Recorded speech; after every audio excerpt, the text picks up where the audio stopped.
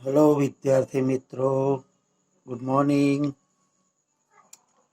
આજે આપણે તમારા ટેક્સ્ટબુકમાં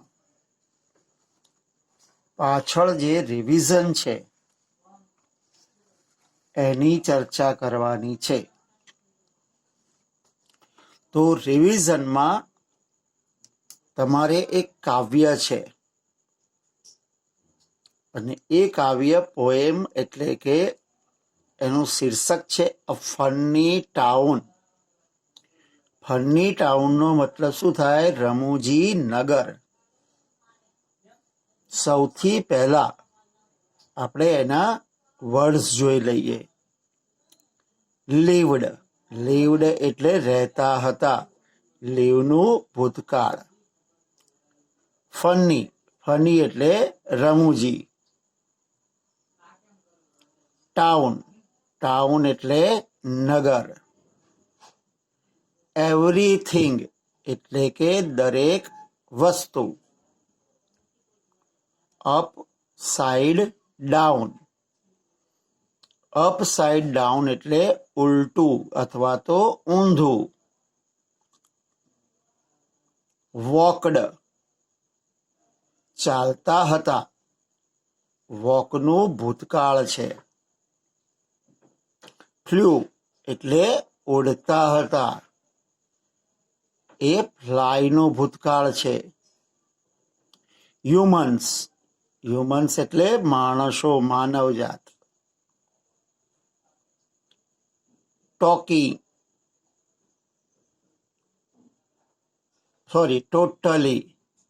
ટોટલી એટલે સંપૂર્ણપણે। સ્ટોલ એટલે ચોર્યા, સ્ટીલ એટલે ચોરી કરવી, એનું ભૂતકાળ છે સ્ટોલ।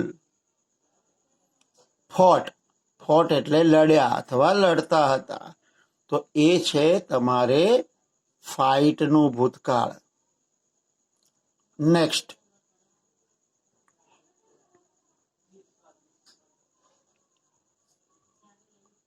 બિયર, બિયર એટલે રીંછ। જેન્ટલ એટલે નમ્ર અથવા સરળ। કાઇન્ડ, કાઇન્ડ એટલે દયાળુ। નેવર એટલે ક્યારેય નહીં, કદાપી નહીં। એટ એટલે ખાધું। રો મીટ, રો મીટ એટલે કાચું માંસ। ફ્રોગ, ફ્રોગ એટલે દેડકા। પ્રિન્સિપાલ, પ્રિન્સિપાલ એટલે આચાર્ય। રૂલ એટલે નિયમ અથવા તો શાસન કરવું। સ્કાય, સ્કાય એટલે આકાશ। અને ટ્રુ, ટ્રુ એટલે સાચું। તો આ હતા તમારા વર્ડ્સ। હવે આ વર્ડ્સ પરથી આપણે પોએમને સમજીએ, એટલે કે પોએમનું ભાષાંતર કરીએ। તો આ શબ્દો તમારે તૈયાર કરી લેવાના અને તમે અત્યારે ફરીથી જ્યારે આપણે ભાષાંતર કરીશું ત્યારે સાથે સાથે ફરીથી એનું ગુજરાતી કરીશું, એટલે તમને ખ્યાલ આવી જશે કે આ વર્ડ્સના મિનિંગ શું છે। તો તમારી પોએમ છે ફની ટાઉન એટલે કે રમૂજી નગર। I lived in a funny town, હું રમૂજી નગરમાં રહેતો હતો। વેર એટલે કે જ્યાં। એવરીથિંગ વોઝ અપસાઇડ ડાઉન, કે જ્યાં એવરીથિંગ બધી વસ્તુઓ કેવી હતી? અપસાઇડ ડાઉન એટલે કે ઉલટી હતી। ધ બર્ડ્સ વોકડ, પક્ષીઓ ચાલતા હતા। વોક એટલે ચાલવું, એટલે એનું ભૂતકાળ વોકડ। પક્ષીઓ સામાન્ય રીતે ઉડે, પણ અહીંયા કોણ? પક્ષીઓ ચાલવા લાગ્યા। એન્ડ ધ હ્યુમન્સ ફ્લુ, અને માણસો ઉડતા હતા. વેર જ્યાં the trees were totally blue અને જ્યાં બધા વૃક્ષો કેવા હતા? સંપૂર્ણપણે ભૂરા હતા, વાદળી હતા. ટ્રીઝ ટોકડ એન્ડ લાફ્ડ અ લોટ. વૃક્ષો પાછા શું કરતા હતા? ટોકડે એટલે વાતો કરતા હતા. ટોક એટલે વાત કરવી, ટોકડે એટલે વાતો કરતા હતા. એન્ડ લાફ્ડ અ લોટ અને ખૂબ હસતા હતા. They stole each others fruit and fought. They stole, stole steal એટલે ચોરી કરવી, અહીંયા ચોરી કરતા હતા. શું ચોરી કરતા હતા? ઈચ અધર્સ ફ્રૂટ, એકબીજાના ફળો. એન્ડ ફોટ અને પાછા લડતા હતા. ધ બિયર વોઝ જેન્ટલ, ઈચ એકદમ નમ્ર હતું, સીધું હતું. કાઇન્ડ એન્ડ સ્વીટ, દયાળુ અને મધુર, મીઠું એમ.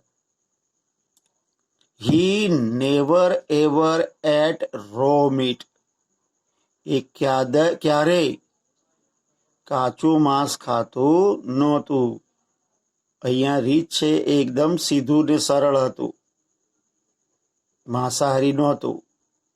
ફિશિસ went to school in a pool, અને માછલીઓ ક્યાં જતી હતી? પૂલની અંદર, શાળામાં. એટલે માછલીઓ નિશાળે જતી હતી. વેર કે જ્યાં a frog as principal did rule, અને જ્યાં આચાર્ય તરીકે કોણ શાસન કરતું હતું? ફ્રોગ. ફ્રોગ એટલે દેડકો. ધ સ્કાય વોઝ ગ્રીન, આકાશ કેવું હતું? લીલું. સામાન્ય રીતે આકાશ ભૂરું હોય, અહીંયા આકાશ કેવું હતું? લીલું. એન્ડ ધ વોટર ફ્લ્યુ, અને પાણી ઉડતું હતું.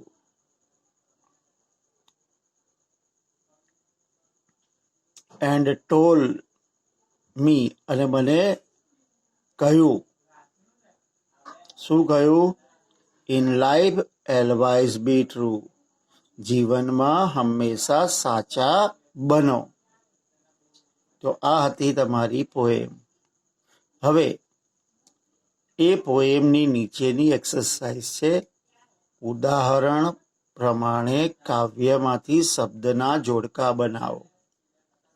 હવે જો અહીંયા જે જોડકા છે ને, શું છે? Flu, true. મીન્સ કે આ જોડકા રાઇમિંગ વર્ડ્સ કહેવાય. રાઇમિંગ વર્ડ્સ એટલે સમાન પ્રાસવાળા શબ્દો. જેમ કે ટાઉન, ડાઉન. અહીંયા ઉપર હતું town, down. Flew, blue. Flew, blue.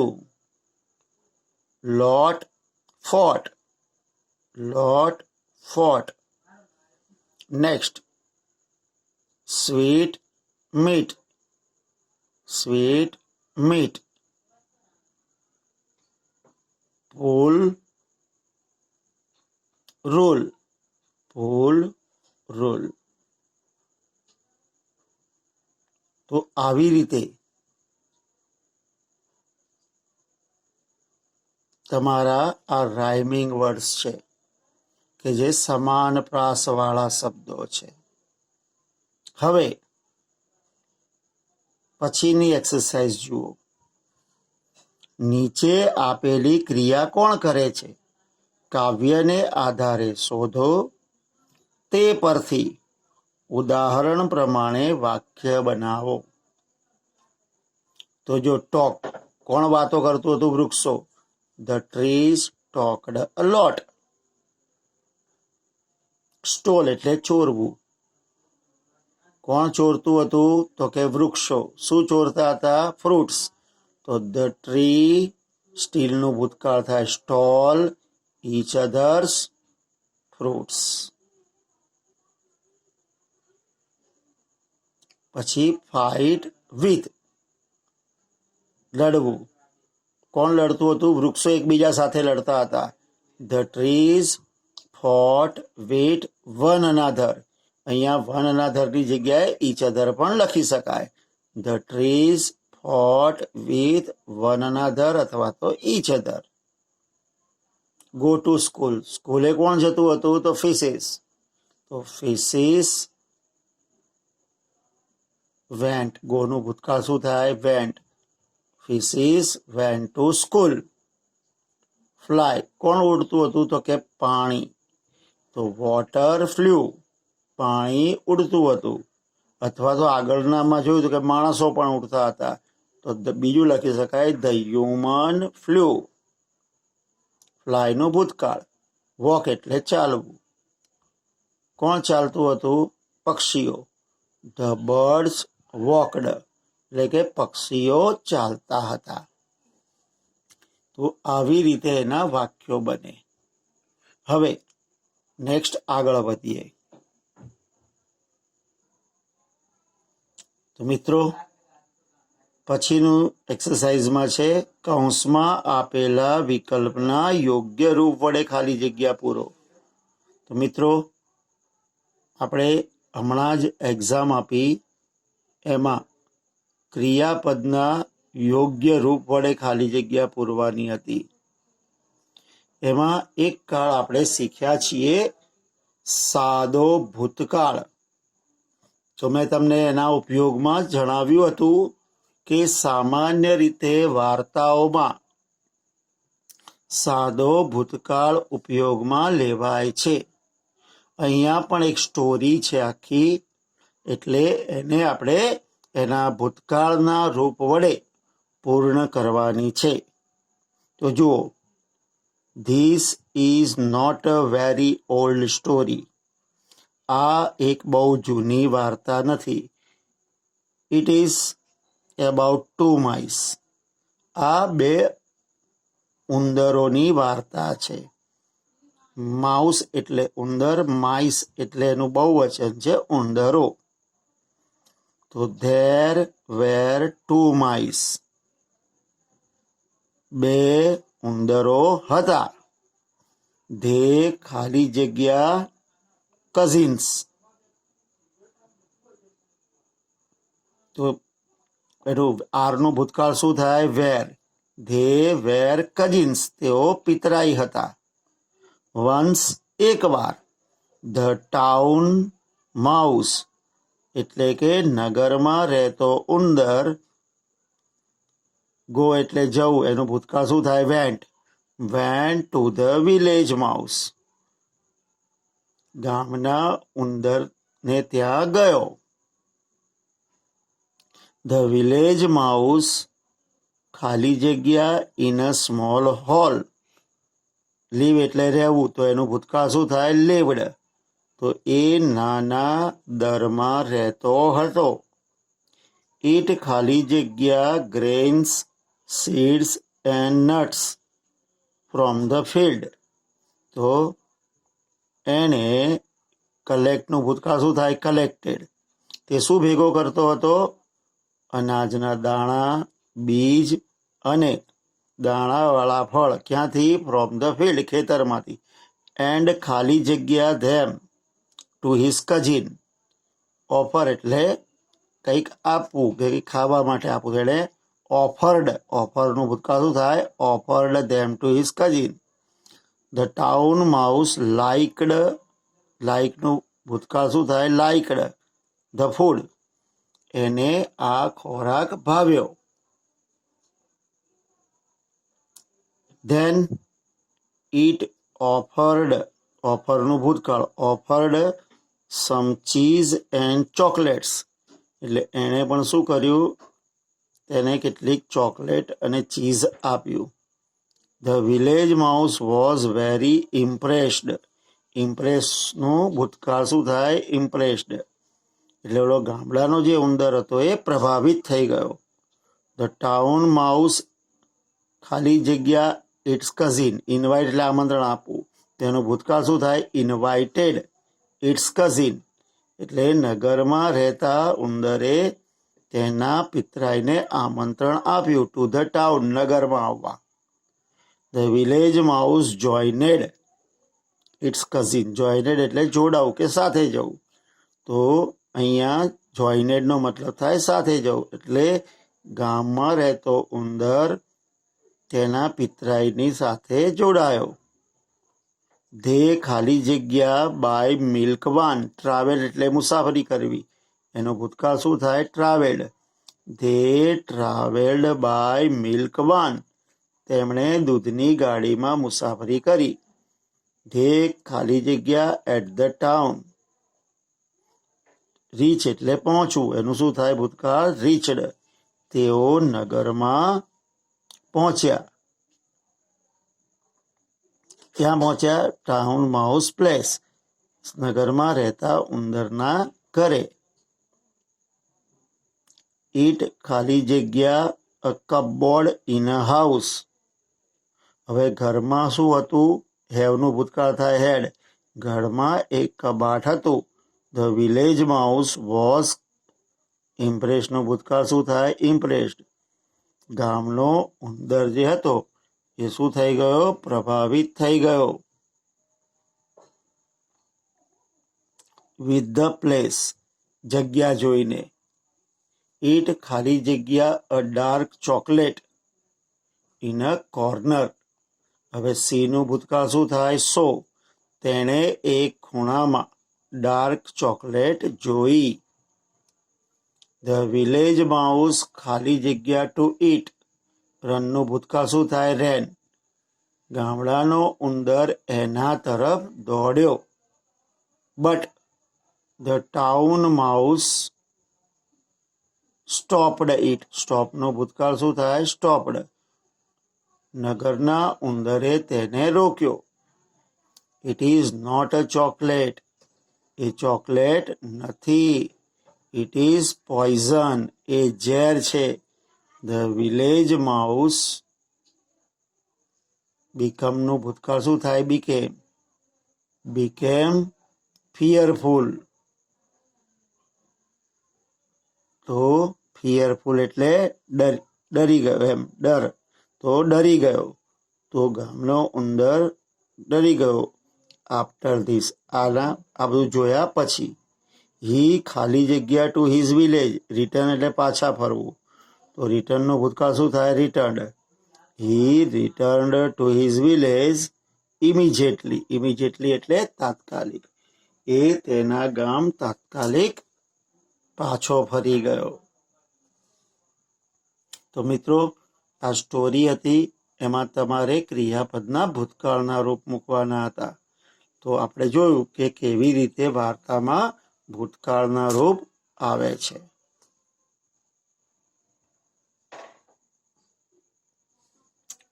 હવે તમારા જે યુનિટ 2માં છઠ્ઠી એક્ટિવિટી છે એમાં તમારે કેટલાક વર્ડ્સ આપ્યા છે. એ વર્ડ્સમાં તમારે એનું વર્ગીકરણ કરવાનું છે. એટલે કે જે આ વર્ડ્સ છે એ વર્ડ્સને તમારે આવી રીતે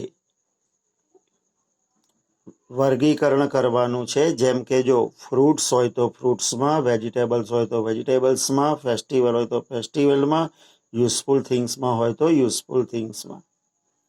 અચ્છા, ફ્રૂટ્સ તો કયા ફ્રૂટ્સ વિન્ટરમાં આવે છે? અહીંયા વિન્ટર એટલે શિયાળો. કયા ફ્રૂટ સમરમાં આવે? સમર એટલે ઉનાળો. અને કયા ફ્રૂટ મોન્સૂનમાં આવે? ચોમાસું એટલે ચોમાસામાં. એ જ રીતે વિન્ટરમાં શાકભાજી, સમરના શાકભાજી અને મોન્સૂનના શાકભાજી. એવી જ રીતે શિયાળામાં આવતા તહેવાર, ઉનાળામાં આવતા તહેવાર, ચોમાસામાં આવતા તહેવાર.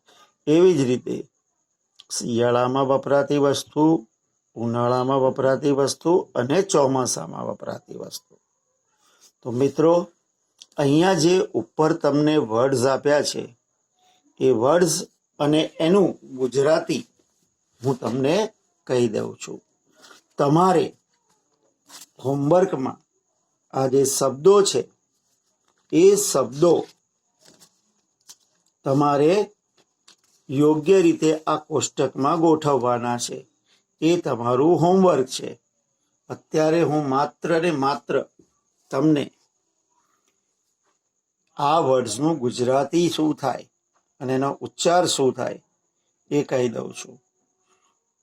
કયા ઋતુમાં આવે છે, ક્યાં આવે છે, એ તમારે ગોઠવવાનું છે. તો ચલો હવે આપણે આપણા વર્ડ્સ જોઈ લઈએ. જો, બનાના, બનાના એટલે કેળું. ગ્રેપ્સ એટલે દ્રાક્ષ. મેંગો એટલે કેરી. એપલ એટલે સફરજન. વોટરમેલન એટલે તરબૂચ. સુગર કેન એટલે શેરડી. ગ્વાવા એટલે જામફળ. જાંબુ એટલે જાંબુ. તો આ હતા ફ્રૂટ્સના નામ. એમાં કયા શિયાળામાં આવે છે, કયા ઉનાળામાં આવે છે, જેમ કે દાખલા તરીકે જે સફરજન છે, જામફળ છે, એ ક્યાં આવશે? શિયાળામાં. એવી જ રીતે જેમ કે દ્રાક્ષ, મેંગો, વોટરમેલન, સુગર કેન, આ બધા ઉનાળામાં. બનાના, જાંબુ, આ બધા આવશે ચોમાસામાં એટલે મોન્સૂનમાં. તો આવી રીતે ફ્રૂટ્સનું વર્ગીકરણ. પછી આવશે જો લેડી ફિંગર એટલે કે ભીંડા. કેબેજ એટલે કોબી. બ્રિંજલ એટલે રીંગણ. કોલીફ્લાવર એટલે ફ્લાવર. કેરેટ એટલે ગાજર.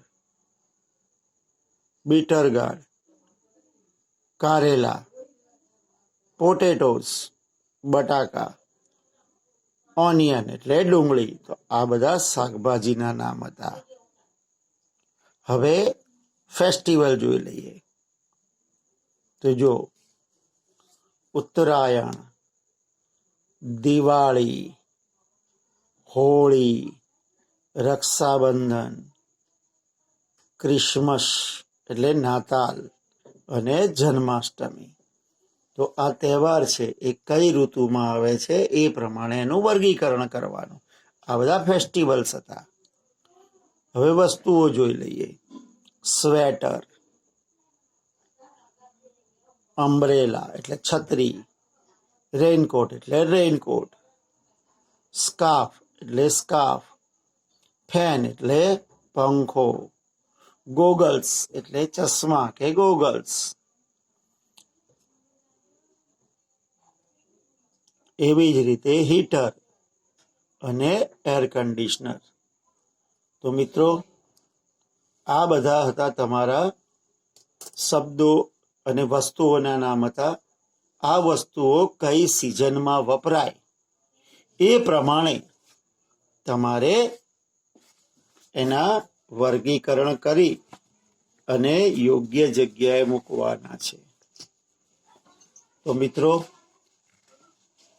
આ તમારું અહીંયા બીજું યુનિટ અને રિવિઝન આપણે લીધું અને એ મુજબ તમારે એની પ્રેક્ટિસ કરવાની છે. તો આટલું તૈયાર કરી લેજો શબ્દો સાથે. પછી નેક્સ્ટ ટાઈમ આપણે બીજો નવો ટોપિક સાથે મળીશું. ત્યાં સુધી આવજો. Thank you.